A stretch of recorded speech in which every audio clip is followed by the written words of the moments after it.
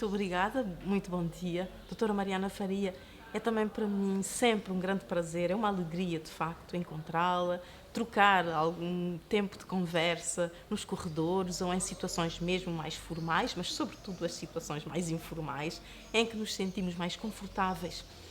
E também é um grande prazer para mim falar da língua portuguesa e da aprendizagem da língua portuguesa, do uso, eventualmente de qualquer outra língua, mas particularmente há uma relação especial com a língua portuguesa. Eu, enquanto falante de português como uma língua oficial, como uma língua, a minha primeira língua de trabalho, devo dizer, se o português é para nós em Cabo Verde uma segunda língua, e para mim foi de facto uma segunda língua, mas não deixa de ser a minha primeira língua de trabalho, não só primeira no tempo, mas primeira por aquilo que eu desempenho. Eu sou professora e normalmente sou professora há mais de 30 anos e uso sempre a língua portuguesa praticamente todos os dias nos ambientes de trabalho e não se limita aos ambientes de trabalho. Eu comecei a aprender a língua portuguesa na escola primária, na pré-primária. No ano em que eu estudei havia uma classe que era a pré-primária, eu tinha 7 anos, portanto no final de 60, de facto, e comecei a aprender, portanto a aprendizagem, mas a aprendizagem acontecia num contexto, numa escola de interior, pequenina, uma escola. Hoje em dia fala-se em turmas compostas, portanto eram turmas mistas em que estavam rapazes e meninas, mas também compostas porque havia todos os anos da escola primária, quer dizer, da primeira, eu na pré-primária, inclusivamente com miúdos da 4ª classe, depois no ano seguinte, primeira e segunda, e às vezes as 3 classes em conjunto. Os professores não eram muito qualificados e isso talvez fosse a nossa grande vantagem. Eram escolas de interior, com professores pouco qualificados, de facto, e foi num ano, lembro-me de 1970, em que se tentou alargar, creio, a escolaridade do ensino primário e apareceram monitores escolares, tinham feito uma formação muito de curta duração e, de facto, ensinavam-nos em português, em crioulo. Os livros não eram muitos, mas eram os manuais escolares e nós gostávamos imenso dos manuais. Havia um primeiro caderno, um segundo caderno. O manual permitia leituras, mas também colagens, portanto, exercícios. Havia no final do livro coisas para recortar, palavras para recortar, com que poderíamos preencher.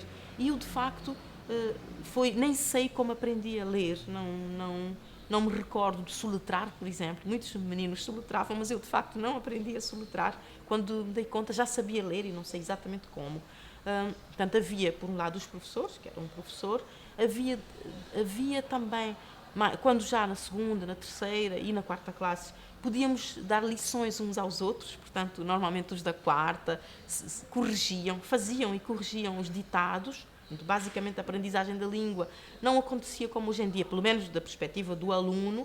Nós não sabíamos que havia língua portuguesa, matemática, nós sabíamos que havia leitura, caligrafia, ortografia. E depois a aritmética, esses exercícios. Usávamos um único caderno em que estas coisas todas apareciam. Havia um caderno que ficava na escola, outro caderno que ia para casa.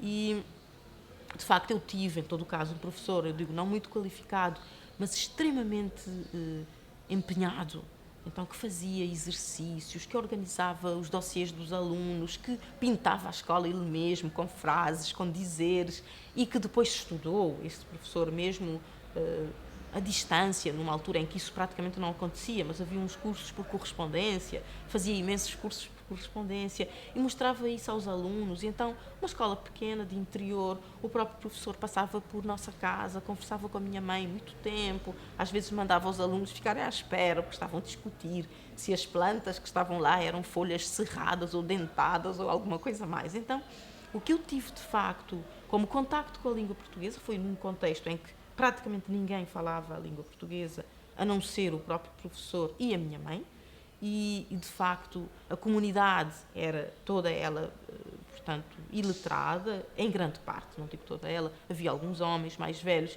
que sabiam ler e escrever, mas que tinham emigrado quase todos, inclusivamente a minha mãe, que era da cidade, mas tinha ido viver para o interior. Ela escrevia as cartas, então em casa sempre passava, eu ouvia mesmo antes de ir para a escola, ler em língua portuguesa, porque a minha mãe lia, escrevia as cartas às pessoas, lia as cartas que chegavam e E foi um convívio desde muito cedo, mesmo antes de ir para a escola, e ela também tomava umas lições para ver se eu lia, ralhava comigo quando não estava a ler bem, e gostava muito de declamar. Então a minha mãe tinha imensos poemas que ela dizia e textos da escola primária dela, que lia de cor, e eu mesma dizia os textos antes de os ter visto por escrito. Então houve uns tantos poemas que vinham do livro da minha mãe. Havia também uns livros antigos em casa, da escola primária. Era assim uma espécie de manuais de tudo, em que apareciam a matemática, a língua, as ciências, os desenhos, e nós víamos um pouco disso tudo. Então a escola foi esse tempo tranquilo, mas também a língua portuguesa representou sempre. E creio que representava para toda aquela comunidade a aprendizagem.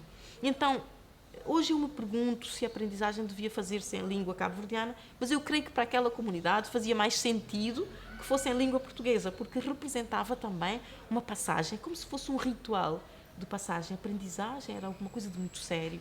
Mesmo pessoas que não sabiam ler nem escrever, eu lembro que os exames da 4ª classe se faziam na sede do concelho, neste caso nos mosteiros. E eu no ano em que eu fui fazer o exame, que era em 74, nós éramos 4 crianças apenas. Mas havia uma senhora que não sabia ler nem escrever, mas ela mandava perguntar ao professor quantas crianças iam fazer exame, porque ela mandava 5 escudos para cada menino que ia prestar o exame da 4ª classe. E as pessoas tinham que descer, porque eu morava numa zona alta, então era preciso descer à vila, passar umas 3 noites, dormir em casa de alguém, levar vestidos novos para fazer o exame. Era uma coisa muito séria. A 4ª classe representava, de facto, uma passagem. Portanto, ainda era uma passagem, porque poderia significar ter um emprego, ainda naquela altura, e antes de mim ainda mais, porque as pessoas com essa qualificação. E para a comunidade, ter a 4ª classe significava ser capaz de escrever uma carta para a América. Portanto, a carta para a América se escrevia em língua portuguesa também. Toda a gente, mesmo não sabendo ler nem escrever, escrevia e recebia cartas em língua portuguesa. Então, a língua portuguesa, de facto, representava muita coisa. Representava essa relação com o longe, com o mundo, com os outros, e ouvir. E as pessoas gostavam de ouvir. Pediam-me para ler, mesmo muitos anos depois. Eu lembro-me, em 95, de passar muito tempo no fogo, estar a chover, e as pessoas queriam ouvir-me ler Camões e ler tantos Lusíadas, que gostavam de ouvir ler. E nós líamos, por exemplo, mais tarde, ao tempo do ciclo preparatório, que foi o tempo de conhecer não só o português, mas o francês, que foi para mim uma língua extremamente importante. Aliás, a minha primeira língua de trabalho, se calhar, foi o francês, porque eu fui professora de francês quando terminei o liceu, durante 2 anos, e então também foi uma língua muito importante. Eu fui formadora de educação ambiental e trabalhei muito com os vários países do Sahel, e foi usando o francês, foi graças ao francês. Estive em muitos países no mundo, e foi graças também ao francês. Então foi uma língua muito importante. Mas o ciclo, eu dizia, foi o tempo de ler então os autores, porque na escola primária nós líamos, mas não tinha acesso a muitos livros, mesmo livros infantis eram muito raros. Havia um ou outro, um professor que nos emprestava, mas não havia um acesso a livros. Eram, portanto, sobretudo os extratos e os contos, mas que eram lindíssimos. Claro que as histórias eram sempre muito moralizantes, muito com as histórias, os livros da escola primária, da 2ª, da 3ª, textos que até hoje ainda sei de cor, muitos deles, porque a gente lia e relia, e depois havia o ditado, havia a cópia, havia, portanto, a caligrafia, havia esses exercícios todos que nos ajudavam a consolidar o exercício do vocabulário. Nós fazíamos muitos antónimos. O antónimo, era sempre preciso fazer o exercício do sinónimo, mas mais até do antónimo, esse reconhecimento das palavras, e de tal maneira que a pessoa chegava ao ciclo preparatório já com uma boa preparação para escrever composições, para deixar impressionados os professores que, entretanto, íamos encontrando, para aprender história, para aprender os estudos sociais, a história, creio.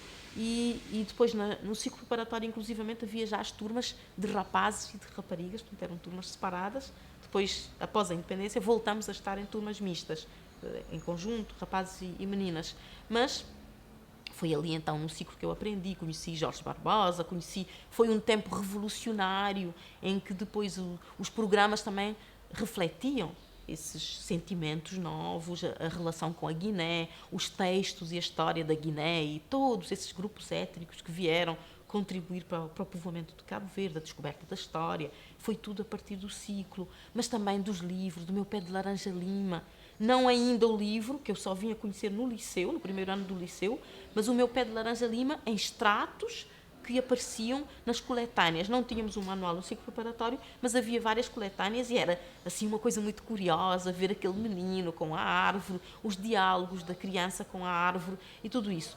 E lembro-me de facto muito bem dos textos do ciclo, dos poemas de Jorge Barbosa, que eu até hoje também sei de cor, como Casebre, por exemplo, e depois falava-se muito das fomes, das secas, porque na altura, já no final, portanto, do tempo antes da independência, claro que estas questões eram particularmente importantes, ter a consciência das secas, das fomes, das estiagens, e então apareciam esses autores e que de facto eram muito significativos, mesmo para uma criança de 11 anos, 12 anos.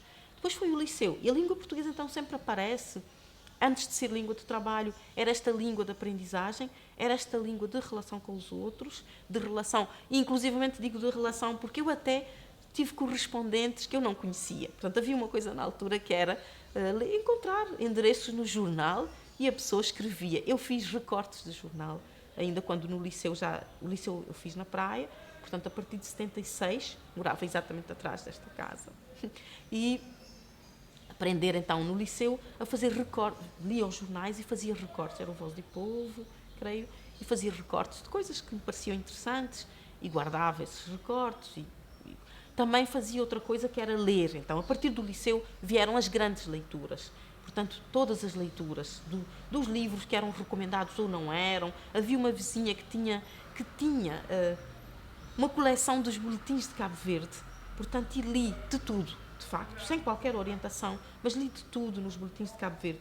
Mais tarde, quando eu vi essa recuperação que a doutora Ondina Ferreira fez, da Maria Helena Spencer, de facto, eu tinha lido muitos desses textos, um pouco também correspondências que as pessoas enviavam e li extratos da ficção cabo-verdiana, portanto, que depois estão publicados, do Virgílio Avelino Pires, que até é muito pouco conhecido, mas esses senhores também eram os vizinhos e tinham também esses livros e li depois alguns autores. Eu sempre digo que a língua portuguesa não representa apenas o conhecimento de uma cultura, uma relação com uma cultura que vem da minha mãe, de um Camilo Castelo Branco, mas de um Gílio Diniz, dos poemas que ela tinha, dos livros dela, mas também, portanto, uma tradição muito mais antiga, mas representa também o acesso a outras línguas, a outras culturas. Eu li, talvez no final de 70, li bastantes autores russos, portanto, os clássicos russos, Lev Dostoiévski, Tolstói,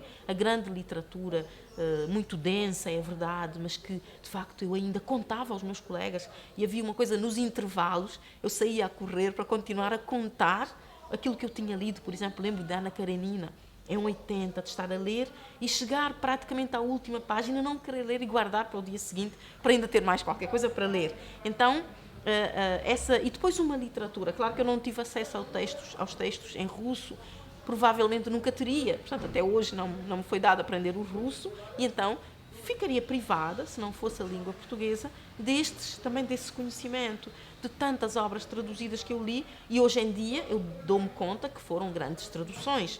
Há outras obras também russas que eu li há muito pouco tempo, li por exemplo uma tradução de António Lobo Antunes, de um livro que é A Morte de Ivan Illich, acho que é Ivan Illich, e é uma coisa incrível, o livro é extraordinário, e eu penso, bom, foi graças à língua portuguesa que eu pude ler isso, li traduções feitas de poesia, feitas por Jorge de Sena, ou de contos, e então, de facto, foi essa apropriação. Se há um conhecimento do mundo que é imediato e que acontece na nossa língua materna, e sempre aconteceu, e continua a acontecer, porque mesmo a língua materna, ela não se limita à aprendizagem da pré-primária, das primeiras palavras. Claro que nós continuamos também a aprofundar o nosso conhecimento por via da língua materna.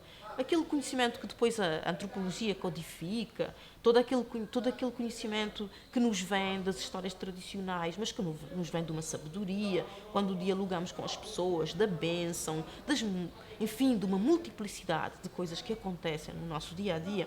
e de interações. De facto, isto acontece em língua materna, mas também acontece em língua portuguesa. Eu nem sei fazer assim um corte e uma fronteira entre aquilo que é a minha relação com a língua cabo-verdiana e a minha relação com a língua portuguesa, porque foram acontecendo ao mesmo tempo, e praticamente ao mesmo tempo, naturalmente que começo com a língua cabo-verdiana e mais tarde com a língua portuguesa, mas nunca houve uma ruptura muito grande.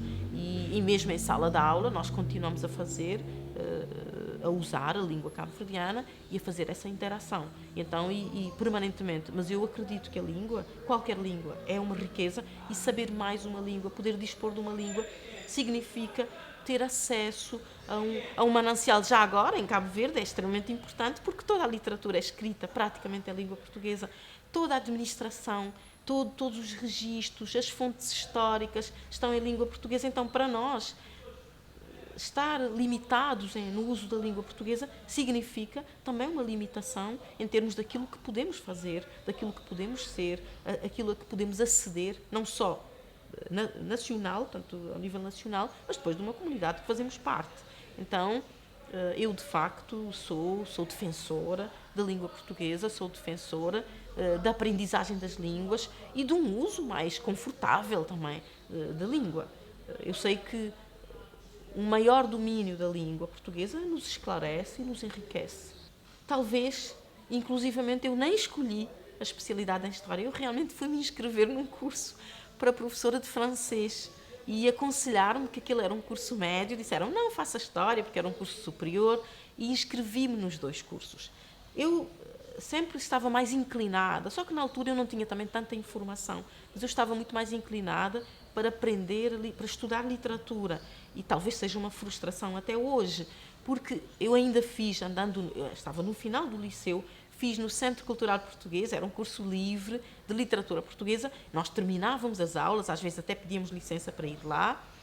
Era uma professora, acho que se chamava Alda Neves, e havia também outros professores, mas fizemos este no início de 80, entre 80 e 81, que eu terminei o liceu em 81, e havia um grupo de pessoas que iam frequentar esse curso, e foi magnífico, íamos ao fim do dia assistir aos cursos, e eu de facto estava muito motivada para estudar literatura francesa ou portuguesa, ou de facto fazer literatura. Então, quando aconteceu inscrever-me num curso, eram para fazer História, inscrevi-me nos 2, e selecionaram-me para o curso de História, que tinha menos candidatos.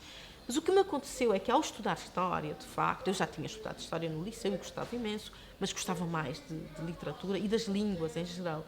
Mas o que me aconteceu, ainda tinha pensado estudar jornalismo, ser intérprete, eram as coisas de que eu gostava. Mas quando fiz o curso de História, os meus primeiros trabalhos o primeiro trabalho que eu escrevi em História foi A Mulher na Odisseia.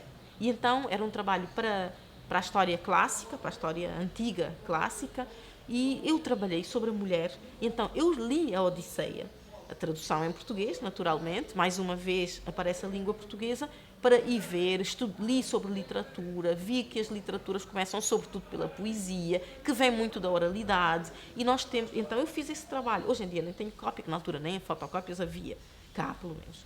E então fiz esse trabalho. E o que eu pude compreender com o tempo, muito facilmente, dei-me conta, é que a literatura estava sempre presente e que a história poderia integrar e poderia abarcar muitos campos. Então eu sempre trabalhei num campo que é da história cultural, da história das ideias e da história cultural, e acabei por fazer trabalhos. Depois fiz um segundo trabalho sobre as cantigas de amor e de amigo, portanto, a mulher, mais uma vez, nesse cenário da Idade Média, através das cantigas de amor e de amigo, eu pude estabelecer algumas comparações, vendo os textos das mornas, vendo as letras, tentando entender alguma coisa, e foi sempre por via da literatura. Ainda fiz mais trabalhos na universidade, também, sempre à volta de temáticas que me vinham mais da literatura, e dou-me conta que tenho muitas lacunas, inclusivamente numa história mais institucional, porque acabei por trabalhar muito mais as temáticas depois da história cultural, depois aparecem as próprias línguas como veículos, como instrumentos fundamentais, e então foi, neste caso, as relações com a língua portuguesa foram sempre muito importantes para as escolhas que fiz. Bom, eu sempre fui, continuo a ser, falante de crioulo cabo-verdiano. Portanto, sempre falei em minha casa, sempre falaram comigo em crioulo, eu sempre fui, portanto, socializada em língua cabo-verdiana, falo com os meus filhos, sempre falei com os meus filhos em língua cabo-verdiana, falo com os meus amigos, sempre falei, a maior parte, em língua cabo-verdiana. Entretanto, falo o português como língua de trabalho, falei na escola, e nós começamos a escola muito cedo, então, e numa altura em que na escola sempre se falava em língua portuguesa, não era proibido. Eu não andei na escola num tempo em que fosse proibido, como às vezes ouço as pessoas dizerem, que era proibido falar crioulo. Não, nunca aconteceu comigo. Então, mas era prática os estudantes se dirigirem aos professores em língua portuguesa e vice-versa. Portanto, eu sempre andei no liceu, andei sempre na mesma turma no liceu, com os mesmos professores, ainda nos encontramos, 40 anos depois nos encontramos, e sempre falamos em língua portuguesa com os professores.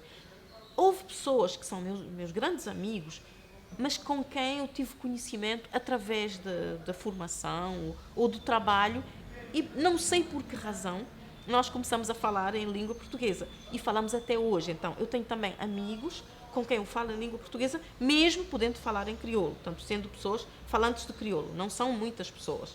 Portanto, no dia a dia, eu às vezes brinco, digo que bilíngues somos poucos, costumava brincar com isto há muitos anos, é melhor que não saia. Mas que, de facto, me sinto como bilingue, no sentido em que eu posso realmente falar isto, e às vezes com as mesmas pessoas falo em português e falo em crioulo. Então, mas em geral, a minha língua de comunicação, quando eu vou ao mercado, ou quando eu estou em casa, ou quando eu falo na rua, ou vou a um serviço, eu uso o cabo-verdiano. Às vezes não sei, começo em cabo-verdiano, as pessoas respondem em português, naturalmente que eu continuo em português. Às vezes acontece o contrário, mas hoje em dia, mas também me dou conta da evolução do que acontece e sinto que há mais. Eu telefono, por exemplo.